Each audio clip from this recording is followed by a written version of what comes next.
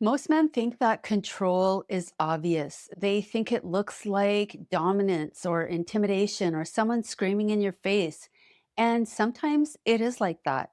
But some of the most powerful forms of control are actually very subtle.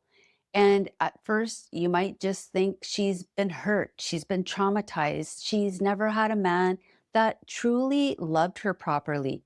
And you might think that if you can give her enough love, reassurance, and be patient enough, maybe you'll make her feel safe. And that's what makes these dynamics so dangerous for good men. And listen, your heart's in the right place. But with the wrong woman, your compassion, your loyalty, and your desire to save her can slowly become the very things that get used to control you. I'm Lise Leblanc, therapist, author, and life coach. And in this video, we're talking about 7 covert submission tactics and the subtle ways toxic relationships slowly train you to walk on eggshells, silence yourself, and abandon your own needs just to avoid conflict, guilt, and emotional chaos. And stay till the end because I'm going to tell you the absolute most dangerous thing about these subtle control tactics. Okay, so before we jump in, I just want to be clear that seeing one or two of these behaviors on occasion is not necessarily a problem. Everybody gets insecure sometimes and defensive and emotionally reactive. The real problem is when several of these behaviors become chronic patterns over time. And the second you try to address them, you're met with guilt, emotional collapse, blame shifting, and having your reality twisted around on you.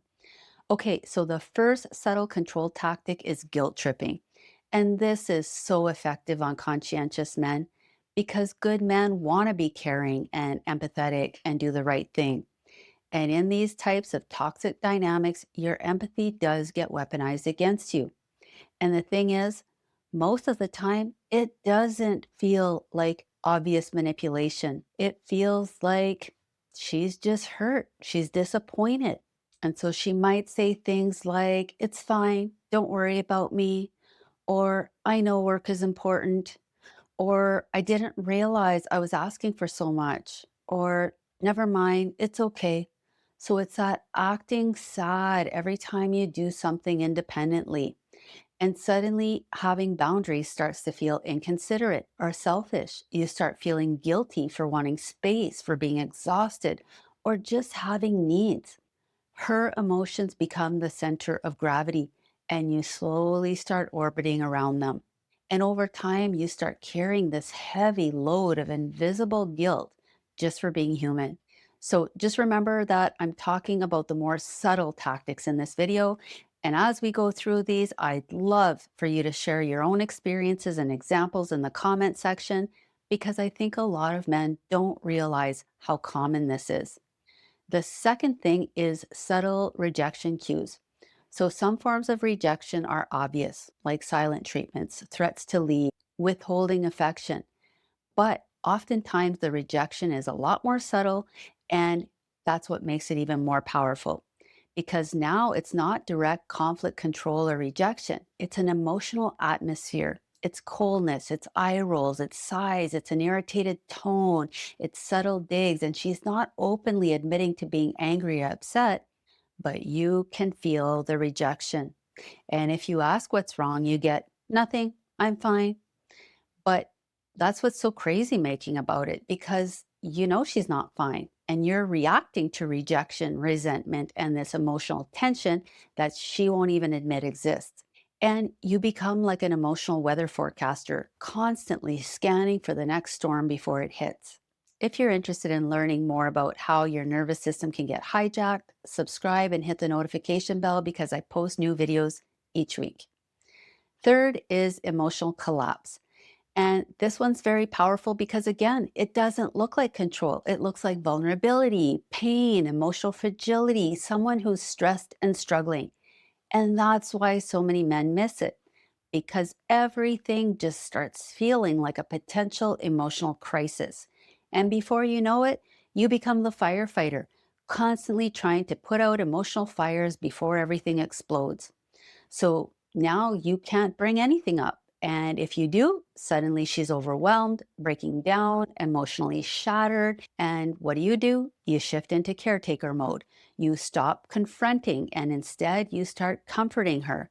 You might even end up apologizing for bringing up your concerns, needs, or pain.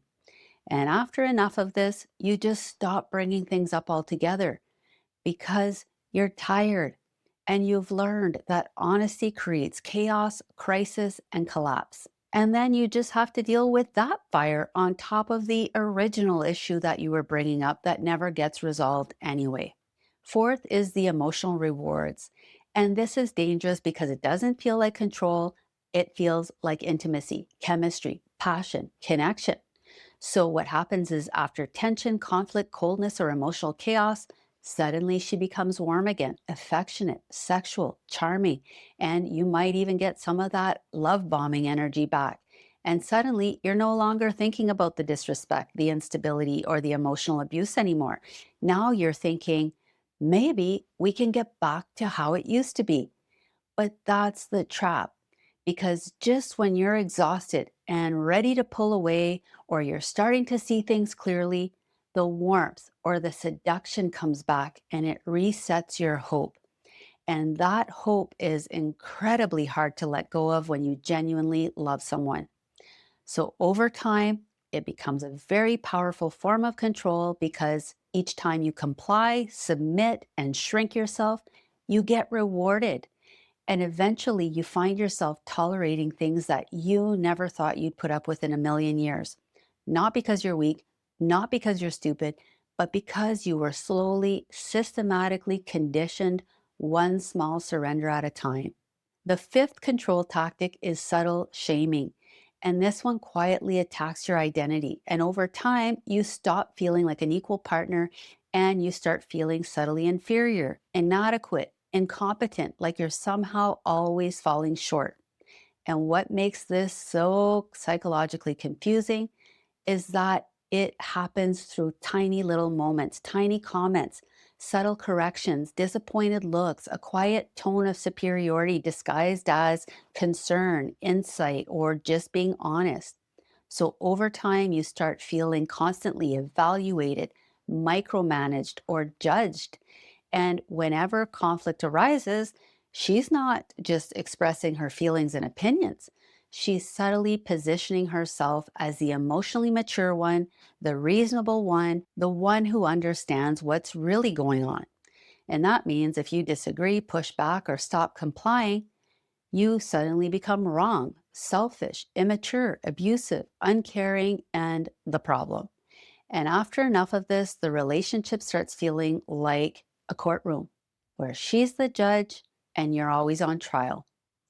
The sixth thing is isolating you.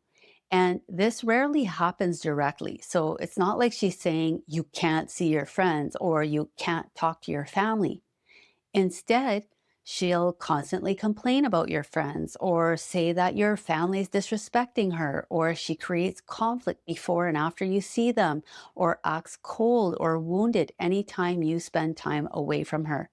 Or maybe she goes further and fabricates stories that slowly turn you against the people you love and care about.